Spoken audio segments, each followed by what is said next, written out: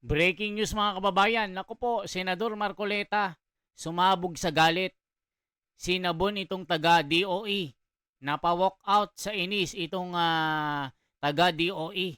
Dahil hindi masagot-sagot ang mga question ni Marcoleta. Bakit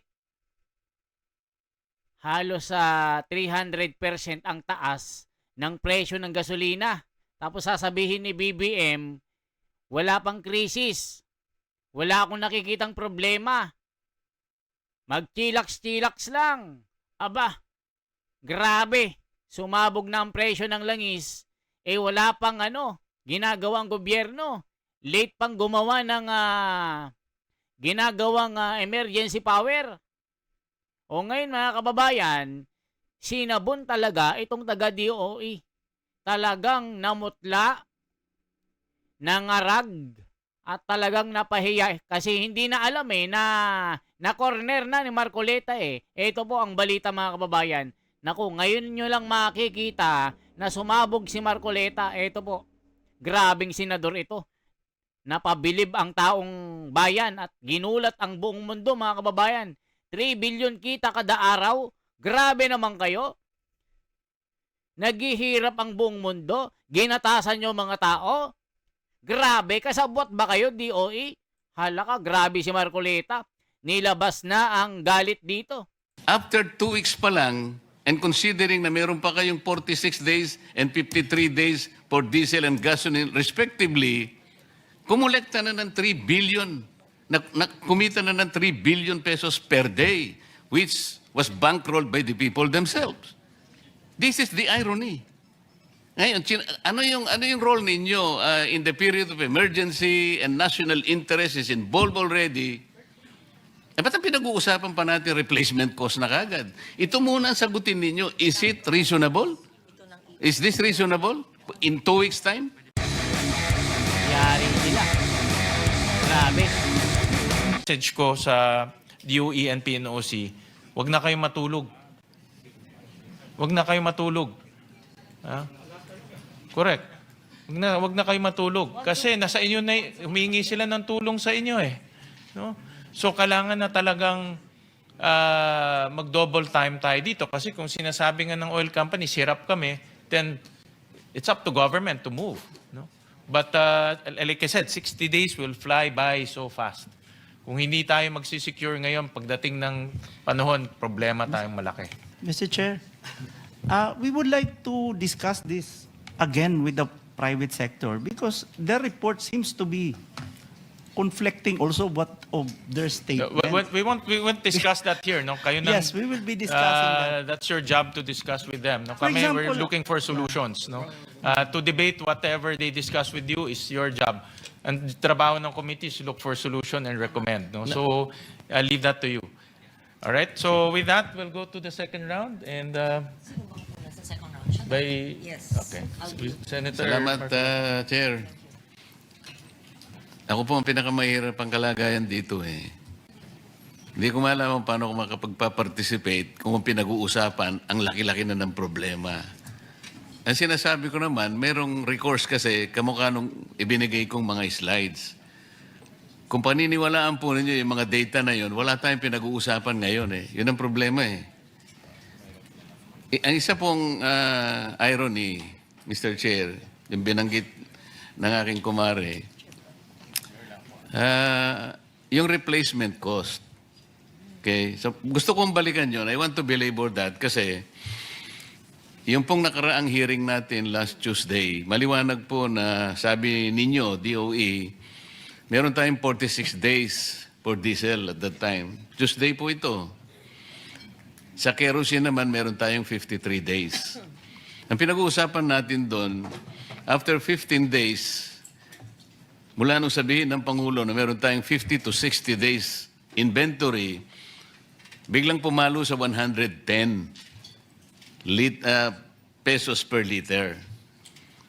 Ngayon, sabi nyo kanina, meron kayong monitoring function under RA 8479. Pwede rin yung gamitin yung EO 839. Meron kayong pwedeng gawin na mag-issue ng SOCOS order. Ano po yung una nyong ginawa tinignan niyo ba kung anong basis nung 110? Iyon po yung gusto kong balikan eh. O bigla na lang kayong naniwala, hindi kayo nag-validate. Dati po nilang inventaryo yun eh. Paano po magiging 110 from 55? So kung ginamit po ninyo yung tungkulin nyo under the law, like kayo nagmo-monitor, ini-screen ninyo lahat, did you ask them to present, for example, documents na to validate na kailangan 110 na per liter? Kinuha nyo ba yung mga dokumento sa kanila na bumili na ba on the replacement cost ang basis? Paano po nangyari yun? Inventaryo po ang pinag-uusapan natin. Wala pa naman eh. Ang problema kasi sa replacement cost kasi, Mr. Chair, kahit na wala pa yung ibibili nila sa susunod na kanilang pagbili, ay dapat nandun na yung cost na dinidictate ng Argus. At saka O wait lang mga kababayan, basahin nga natin ano ang sinasabi ng mga taong bayan dito. Inutil jud ning gobyerno. Wala nang ginagawa kundi pahirap sa mga tao. Halaka. Marcoleta. Ginisa ang DOE. Napa-walk out sa inis. Nakakagalit talaga DOE. Inutil kayo. Mabuhay ka, Senador Marcoleta. Ikaw ang vice-presidente ko. Sana may makasuhan dyan. Gahaman talaga sa pera at kapangyarihan. Kawawang mga Pilipino. Pinagnakawan na.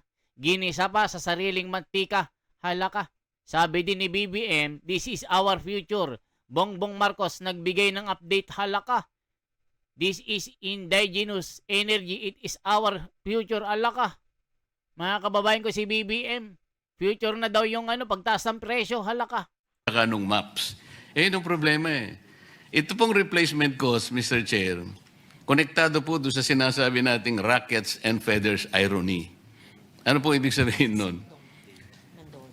Ito pong rackets and feathers irony focuses on the asymmetry of pricing. Where prices shoot like rockets when the global prices rise, but they fall like feathers when they drop. Ganun po eh. Sino po yung tinatamaan, di ba? Yung taong bayan. Can you explain that? Paano po naging 110 nang hindi nyo man lang nababalidate?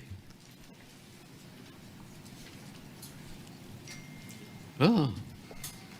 Thank you very much. Ayun na. I mentioned to the director of the Oil Industry Management Bureau is to submit how the OIMB does its monitoring. But to answer it precisely, we can Hindi have... po, after 2 weeks, naging 110. So did you confirm that? Did you validate that na talagang bumili sila at 110 pesos per liter? O ginamit pa lang nila yung kanilang inventory because at that time, meron pa silang 46 days for diesel and 53 days for gasoline. Yari. Mr. Chair, Yawa. Nako. because we always have the cyclic Sindikato. differential cost Mahihirapan ka dyan application. pagka dyan ka tumira eh. Ganito sinasabi ko, meron pa silang inventaryo. Yeah. You take note, 46 days pa. Last hearing ito eh. Ibig sabihin, andun pa yung binili nila sa dating Correct. presyo. Ngayon, after 2 weeks, bigla nilang sumirit. Sabi nga nila. Yeah. 110. Na ngayon, nag-a-average na ng 126. Paano nyo minonitor? Paano nyo binalidate na totoo yun? Samantalang ang ginagamit pa nila ay inventaryo pa nila na binili doon sa dating presyo. Mr. Chair, because basically it's like saying that the diesel we consume is around 33 million liters per day. So mga 7 days po yan. At pag yan ho ang nabenta, they Hindi always, nga. the industry always... After 2 weeks ba, naubos na yung kagad ng inventaryo? 45? Hindi, yung dumadating pagka next week, Hindi, teka mo, ang puntahan muna natin yung inventaryo nila. After 2 weeks ba naubos ang inventaryo? Is that the assumption of DOE? no, it's O around yun pala, 7 days. Saan binasi yung 110? That is the question. So, Mr. Chair, because they have to replenish again the 7 days. Yusek, hindi ka director. After 2 weeks, nandun pa yung inventaryo. Yes. Okay. Pero after 2 weeks, 110 na nga ang ginamit eh. So, inventaryo pa rin ang ginamit. How did you justify that? Because, Mr. Chair, yung binenta kasi na yun will have to be replaced right after next week. So, kinolekta ho yung amount. So, ang nangyari, ang nag-finance ang taong bayan. Hindi, sabihin mo, hindi yung... That's the way. Ulitin mo, yung sinabi mo. So, Hindi, ulitin mo yung sinabi mo. yes, it's really Hindi, yung exactly. passed on to Oh, yan na the nga eh. consumers. Paano yung mga shareholders nila? Hindi sila gumagalaw? Ang taong bayan ang nagkakapitalize sa atin? Nandun pa yung inventaryo eh. Ito yung Mga kababayan, halatado, bistado, may sindikato dito sa pagbebenta ng krudo.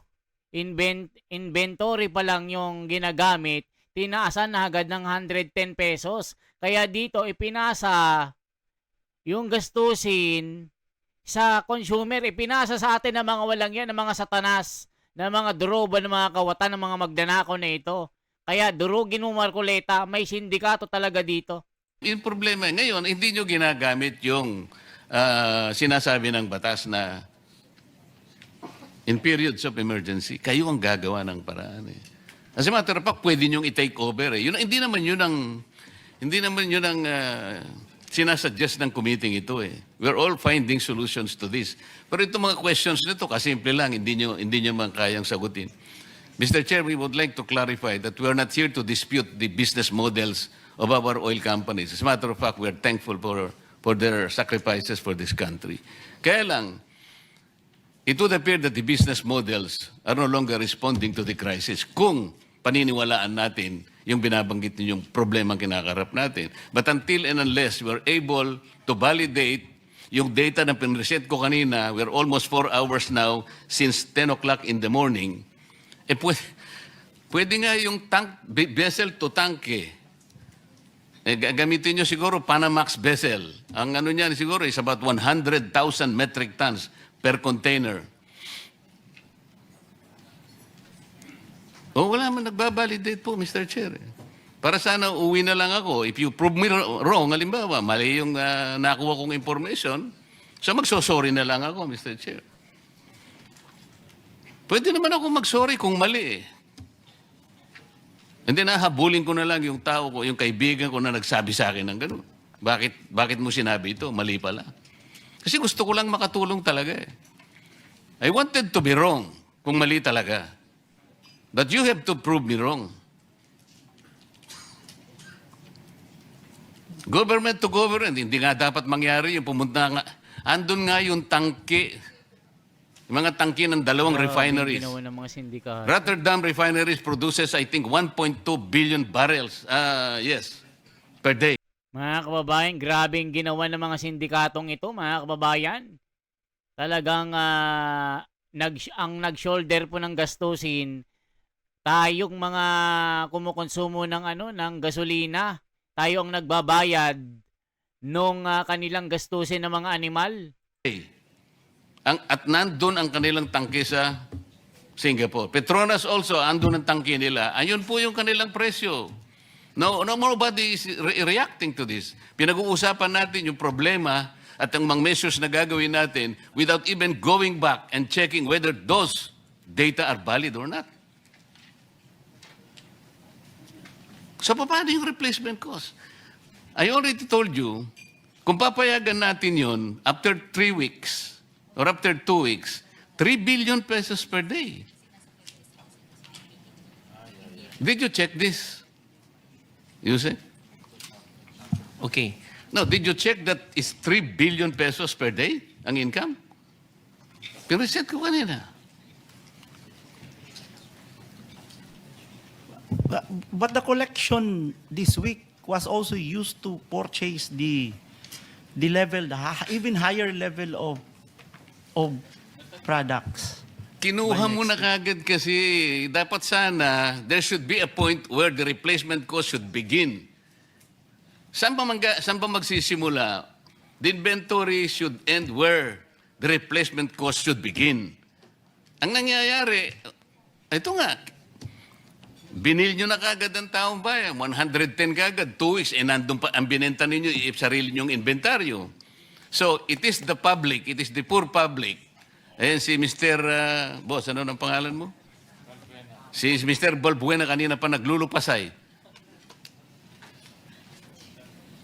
So, Mr. Chair. Mr. Chair. Mr. Chair, we're not saying that that is right in the business the way it's but now you are not deregulated. answering my question, Director. Sagutin mo muna. Is the 3 billion pesos per day?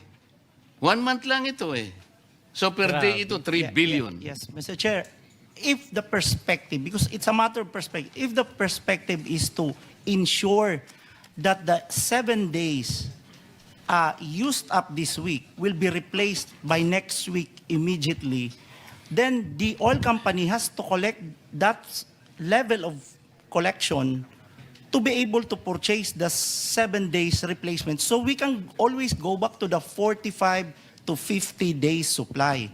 But if the perspective, again, if the perspective is you want to use up the 53 before you replace it, and that is very dangerous, then I think we can exhaust the 53 at that lower price. But the problem is if they're gone and the collection is very low, you can no longer replace the 53 days.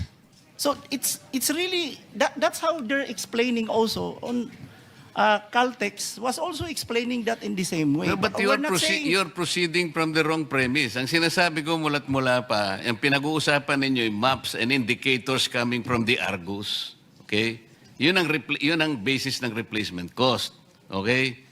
Ito yung spot market ninyo, itong trading floor ninyo. Ang sinasabi ko, after 2 weeks pa lang, and considering na meron pa kayong 46 days and 53 days for diesel and gasoline respectively, kumulekta na ng 3 billion, kumita na ng 3 billion pesos per day, which was bankrolled by the people themselves. This is the irony. Ngayon, ano yung role ninyo in the period of emergency and national interest is involved already? Ba't ang pinag-uusapan pa natin replacement cost na kagad? Ito muna ang sagutin ninyo. Is it reasonable? Is this reasonable? In 2 weeks' time? Mr. Chair, again, it's a matter of perspective. When the law says that we may direct the operation, we have to be mindful of again, on price, we have to be mindful of allowing the oil company to be able to replace it on a weekly basis. Okay, isara natin ang argumento. Did you check the oil companies? Kinuha nyo yung document? Kanino nila binili? Makikita nyo ba kung magkano binili? Did you check that? Have you done that? Not in that Paano mo sasabihin ngayon? Katungkulan nyo ngayon, if you are screening, if you are monitoring, okay, sabihin na natin replacement cost. Ali kayo mga kaibigan. Pwede nyo bandalin yung inyong mga ICPO. Tingnan natin kung saan nyo binili. Binili natin kay ganito, ito po yung presyo. Ganito. At least chinek natin. Now I am asking you, nag-check, sabi nyo hindi. Patay. So ano yung monitoring? Yari. Turobo, magnanakaw. This is the frustration, Mr. Chair. Grabe sila. Salamat po. Mga kababayan. Yari na, mga kababayan ko. Nadali itong napa-walk out tuloy. 3 billion ang kinita, napa-walk out. Grabe this is frustration, Marcoleta, na inis sa mga sagot ng, tignan nyo mga kababayan, Grabe ang frustration ni Marcoleta dito. Nagalitan ng gusto. Kaya mga kababayan, ano masasabi nyo? May kawatan may sindikato, may magnanakaw dito sa krudo na mga drobo. Parang Maleta Boys din ito mga kababayan, sama-sama na mga ito. Kaya tignan nyo, ang galing ni Marcoleta. O ngayon, Lacson, nga. Nga walang masabi, tameme. For transparency, for a better democracy mga kababayan, this is the Wonders Philippines, sa buhay po.